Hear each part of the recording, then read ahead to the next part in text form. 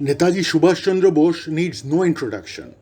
Perhaps the most charismatic and uncompromising of the top notch freedom fighters, he remains one of India's most revered icons, with every political organization trying to shine in his reflected glory. In fact, such is his charm on people's minds that a section of Indians believe that he is still alive and will return someday to liberate us from our misery.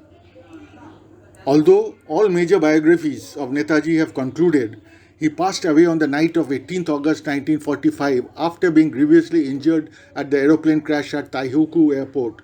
Many find this unacceptable. They believe it was a ploy set up by Netaji himself to hoodwink the Allied forces and reach a safe place to continue his struggle.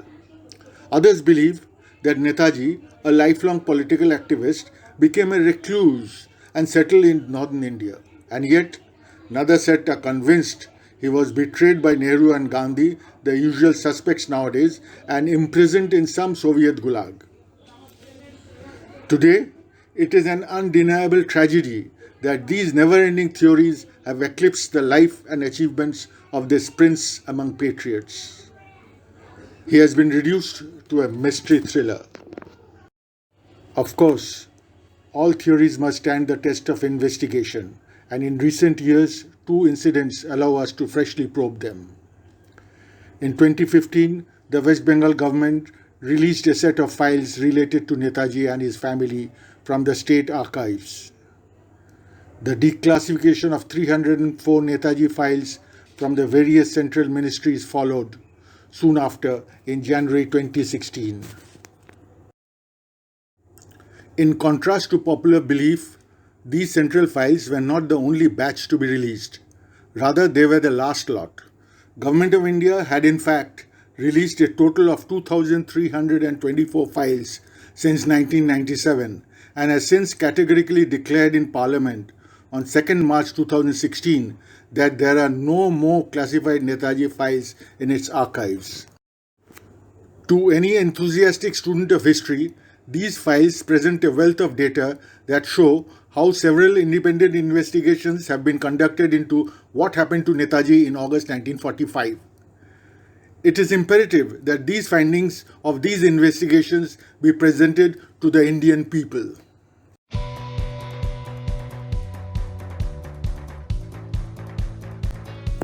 Today, if asked about investigations regarding the death of Netaji, most people would recall the Mukherjee Commission, as also the Shahnawaz and Khoshla commissions. However, even before the first of these was appointed by Government of India in 1956, 6 formal investigations had been carried out to probe the aeroplane crash at Taihuku Airport. Importantly, these were carried out by the British Army, the Government of British India, the Government of Japan, and the Allied forces. The reason was simple.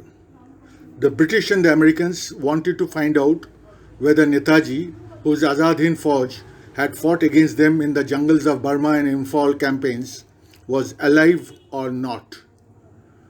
After all, he was the most uncompromising of the Indian nationalists. The advantage these investigators had was of time. The earlier investigators get to the accident site, the better it is.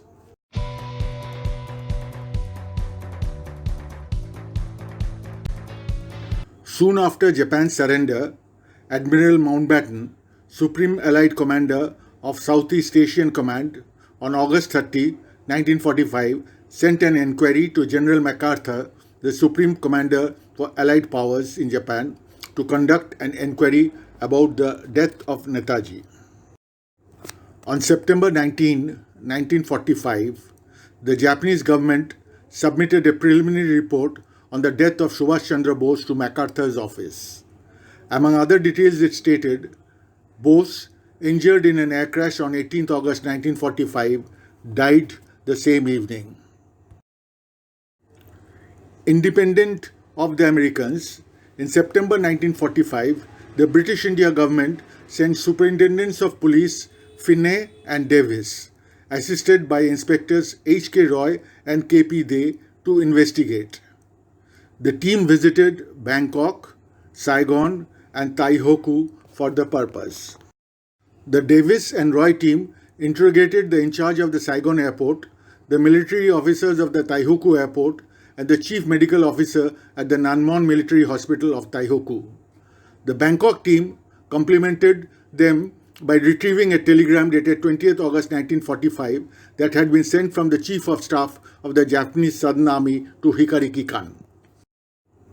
Using the code T for Bose, the telegram read, T, while on his way to the capital, as a result of an accident to his aircraft at Taihoku at 2 p.m. on the 18th, was seriously injured and died at midnight on the same date. Two investigations had clearly concluded that Netaji was no more, but the rumors going around in India that he was alive and would return, and the huge support for the INA veterans unnerved the British. And so, in mid-1946, Colonel Figgis, senior British intelligence officer attached to General MacArthur's command in Tokyo, was deputed to carry out another round of investigation in search of His Majesty's opponent. Between May and July of 1946, Figgis interrogated 6 Japanese officials in Tokyo in connection with the incident. The most important testimony that Figgis collected was of the Japanese doctor Toyoshi Suruta, who had been present at the Nanmon hospital where Netaji was rushed to after the crash. Dr. Suruta submitted. Bose asked him in English if he would sit with him throughout the night. However, shortly after 7 o'clock, he suffered a relapse, and although the doctor once again administered a camphor injection, he sank into a coma and died shortly afterwards. Figgis submitted his report on 25th July 1946. He concluded, "It is confirmed for certain that S.C. Bose died in a Taihoku military hospital sometime between 19 hours and 20 hours local time on the 18th August 1945. The medical officer in charge of the military hospital at Taihoku was Captain Dr. Yoshimi Tanayoshi of the Japanese Army, and he had been imprisoned in Hong Kong after the war. There, in October 1946, Captain Alfred Turner of the War Crimes Liaison Section of Taiwan recorded Dr. Yoshimi's testimony. He said, "When he was laid on the bed, I personally cleaned his injuries with oil and dressed them. He was suffering from extensive burns over the whole of his body, though the most serious were those on his head, chest, and thighs. There was very little left on his head in the way of hair or other identification marks." Yoshimi further reported, "As most of his speaking was in English, a request for an interpreter was made, and one was sent from the civil government office named Nakamura. He informed me that he had very often interpreted for Chandra Bose and had had many conversations with him. He appeared to have no doubt that the man he was speaking to was Chandra Bose. After the 4th hour, he appeared to be sinking into unconsciousness. He murmured and muttered in his state of coma, but never regained consciousness. At about 11 p.m., he died." Few years later, Yoshimi repeated the same sequence of events before both Shahnawaz-led Netaji Inquiry Committee in 1956 and the 1974 Justice G.D. Khosla Commission. Furthermore, in one of his later interviews in 1995, Yoshimi said, "A lieutenant called Nonomiya told me this is Mr. Chandra Bose, a very important person, and that I should save his life at any cost. That's how I knew who he was." He also recalled that when it seemed obvious to him that Bose's condition was sinking, he asked the patient, "What can I do for you?" Bose replied, "I feel as if blood is rushing to my head. I would like to sleep a while." Yoshimi gave him an injection, and after some time, he was no more. When India sought Japan's permission to conduct inquiry on their land on Netaji's death, Japan submitted a detailed report to India in January 1956. They had interviewed 13 witnesses connected with the incident that included Netaji's co-passengers and the doctors who attended Netaji in the military hospital in Taipei. Among other things, the investigators noted that when the pitch of the propellers was hiked on the plane reaching a height of 20 meters, one petal of the three-petal propeller of the left wing was suddenly broken and the engine fell off. The airplane, subsequently unbalanced, crashed into ballast piles beside the strip of the airport. Immediately after the plane's fall, the passengers on board escaped from it. But as the persons in the front deck were soaked with gasoline in auxiliary tanks all over their bodies, they suffered serious burns. Lieutenant General Shide and other two men died within the plane. Mr. Bose, wrapped up in flames, got off the plane. Adjutant Rahman and other passengers exerted themselves to take his clothes off, but as his thick sweater for cold weather was permeated with gasoline, his whole body was seriously wounded by burns. In the hospital, in spite of several injections of heart stimulant and artificial aspiration, he could not survive. By his side then was Dr. Suruta, Habibur, interpreter Nakamura, and a guard. In addition to other findings, the report mentions that Bose's cremated remains were handed over to Mr. Iyer and the articles left by Mr. Bose to Mr. Murthy by Lieutenant Colonel Takakura a few minutes past noon on 8 September 1945 at the Imperial Headquarters, Tokyo.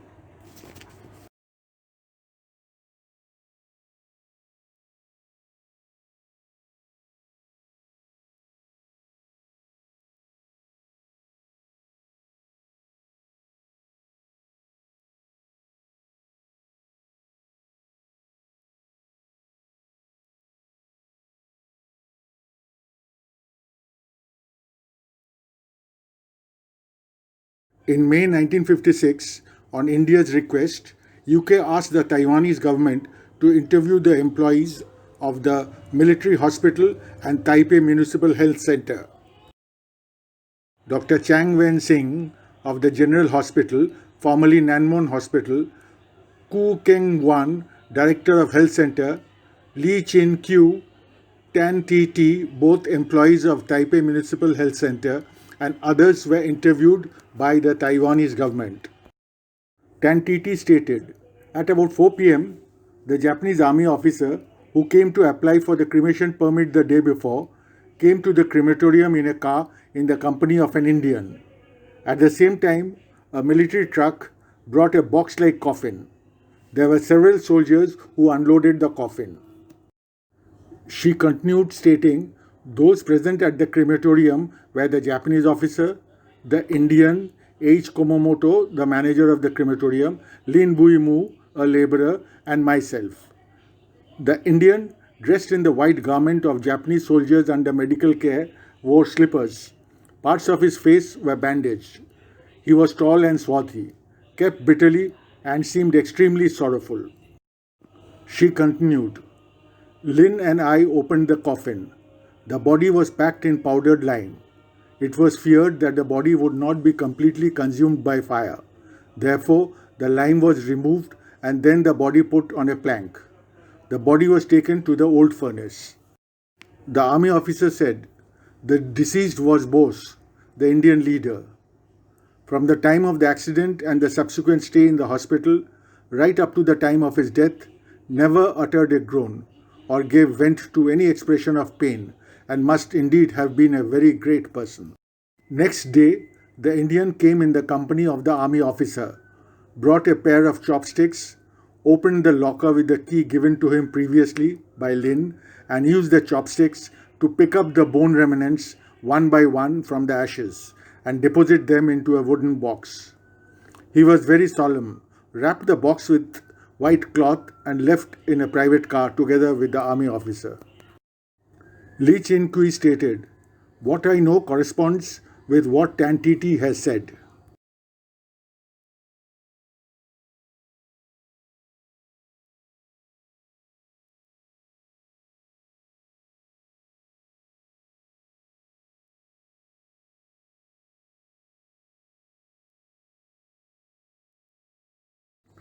The Taiwan government appended the eyewitness account on completion of the investigation and submitted the report to the UK mission, who in turn sent it to Government of India.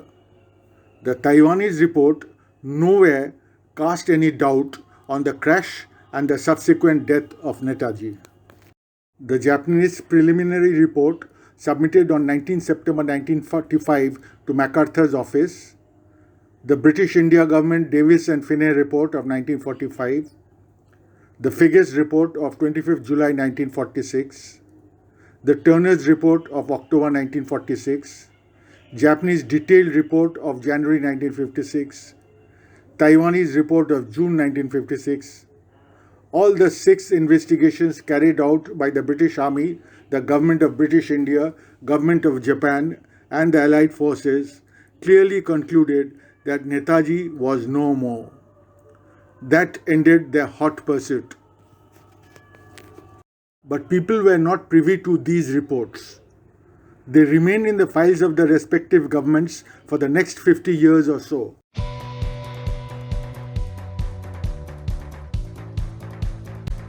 The first Indian investigation into the air accident was by Harin Shah, war correspondent of the Free Press Journal, Bombay. Shah visited Taihoku in September 1946 to investigate the reported death of Netaji in a plane crash. He published his findings in his book Verdict from Formosa, Gallant End of Netaji Subhash Chandra Bose. One of the most important highlights from Shah's investigative journalism was the testimony of San P. Shah, a nurse at the Nanmon Hospital. She confirmed the account recorded by Figgis in September 1946. She said, "He died here. I was by his side. He died on 18th August last year, Chandra Bose. I am a surgical nurse and took care of him till he died. I was instructed to apply olive oil all over his body, and that I did." Whenever he regained briefly his consciousness, he felt thirsty. With slight groaning, he would ask for water. I gave him water several times. She then took Harin Shah to the southwest corner of the ward and to the bed where Bose had passed away. The members of the Indian Independence League, IIL, the civilian administrative wing of the Provisional Government of Free India, carried out an investigation based on circumstantial evidence and individual contact. It brought out a report in 1953 after conducting sustained investigation in different parts of East Asia. The IIL agreed with the previous reports that Netaji had passed away on 18th August 1945. But it concluded that the aircraft crash had not been an accident, but an act of sabotage.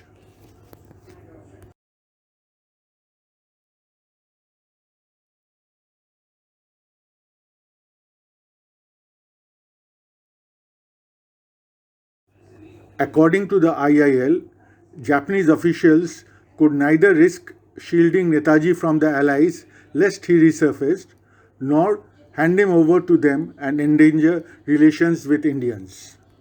So, to save herself from the wrath of both India and the occupation forces, Japanese officials first diverted the route of Netaji's plane, separated him from 5 of his 6 associates, and let only one to travel with him.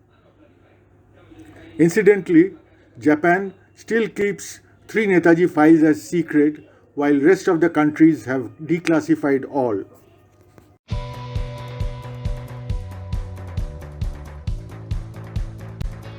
Notwithstanding these investigations, as the demand for an official probe into the fate of Netaji grew stronger, the Government of India set up the Netaji Inquiry Committee in 1956 to inquire into the circumstances concerning the departure of Netaji from Bangkok about the 16th of August 1945 and his alleged death as a result of an aircraft accident.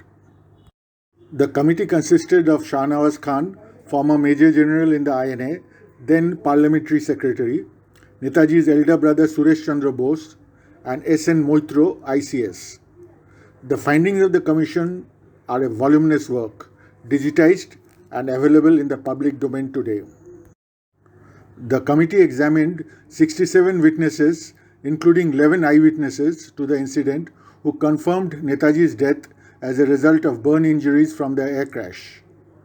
They cross-examined 5 of the 6 persons who had accompanied Netaji on his last flight from Bangkok, which included Netaji's only Indian companion, Habibur Rahman.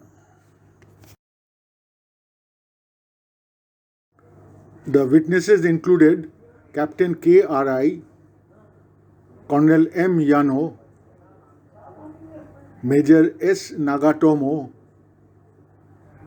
Major Kono, and Major Takahashi. On conclusion of the inquiry, the committee prepared a 3-page draft report.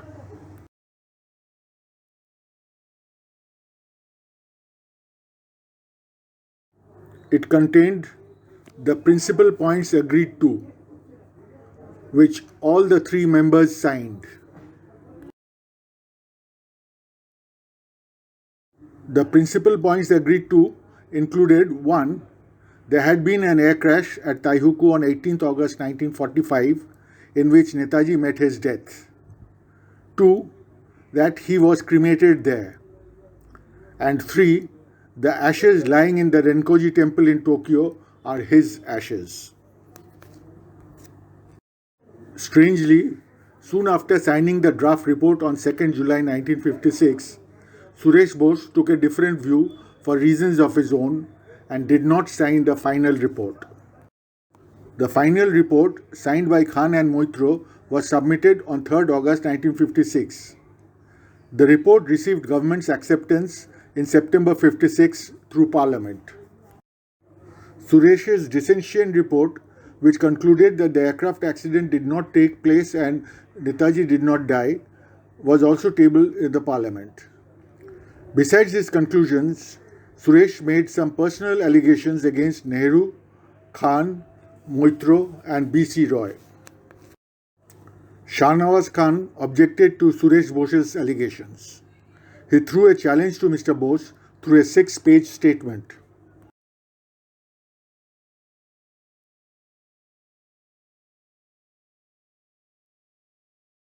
Shahnawaz committee could not afford to be wrong. They'd have political reasons to find out the correct answer. Imagine, they declared Netaji is dead and he turned out alive. Shahnawaz would have no place to hide. The team had reasons to be objective. They had the big advantage of speaking to actual witnesses.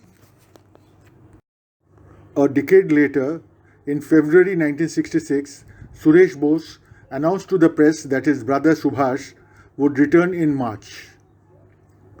Obviously, that did not happen. Nevertheless, his dissentient report added to some people's belief that Netaji was still alive and the controversy on Netaji's non-appearance was not resolved. The committee was criticized for not visiting Taihoku and also because neither Shahnawaz nor Moitro had judicial experience. In addition, presence of a Sharodhananda Sadhu at Shoilomari Ashram in North Bengal in the 60s, who many believed to be Netaji incognito, led to a persistent demand for further inquiry.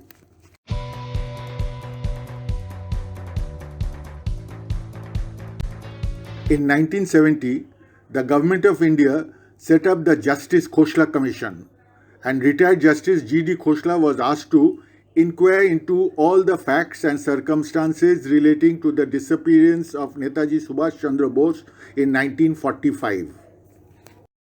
Not surprisingly, nothing new came out of Khoshla Commission.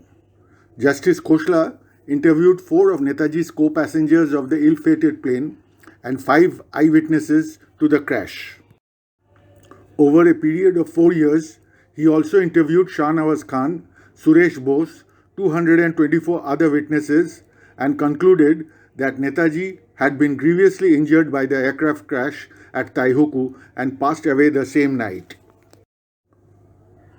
But the Khoshla Commission patiently recorded all news stories about Netaji.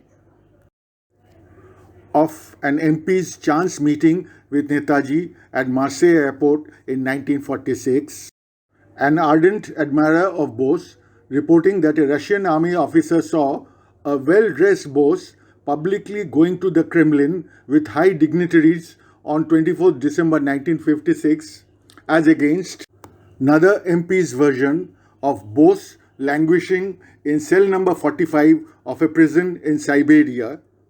Then there are others submitting photographs showing Bose visiting Peking in 1952 with a Mongolian trade union delegation, and in the same year a Socialist Party member meeting Netaji dressed as Burmese monk at Rengu's Ina Lake. As story upon fantastic story piled up, Justice Khoshla rightly wondered to what extent fantasy and perversion of truth can proceed. When counsels argued that there was a general disbelief of the air crash as there were glaring discrepancies in the statements of witnesses, Justice Khoshla recorded, "The discrepancies do not falsify the crash. They are due to passage of time and the memory of witnesses becoming somewhat vague regarding matters of detail." Most significantly, the report records Netaji's nephew Omyanath Bose's deposition. "I remember in December 1945, father took Netaji's death for granted. He was very moved by seeing the watch and said, 'Same watch, same watch.'"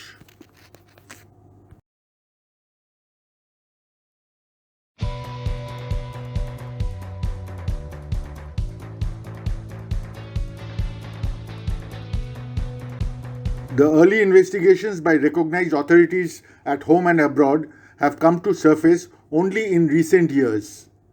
Many are unaware of these. Others prefer to go by hearsay of the type they like to hear. This attitude continues even after the inconclusive findings of the Third Inquiry Commission, that is, Justice Mukherjee Commission of 1999-2006, held more than 50 years after 1945. Very few bother to delve into details and direct evidences in search of facts. Thus, although 10 investigations have concluded that burn injuries from the aeroplane crash led to his untimely and tragic demise on 18th August 1945, conspiracy games continue around the last phase of Netaji's amazing life. One of India's greatest sons has been reduced to a whodunit.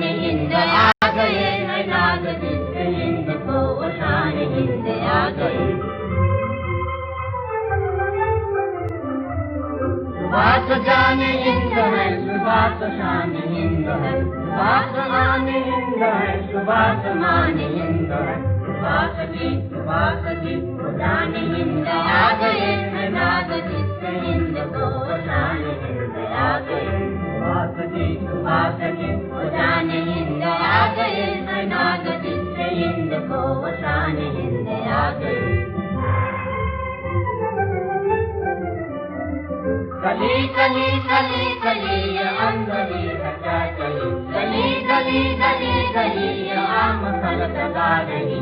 Suhasini हो जाने हिंद आ गए, नाद जिससे हिंद को वशान हिंद आ गए। सुहासनी हो जाने हिंद आ गए, नाद जिससे हिंद को वशान हिंद आ गए।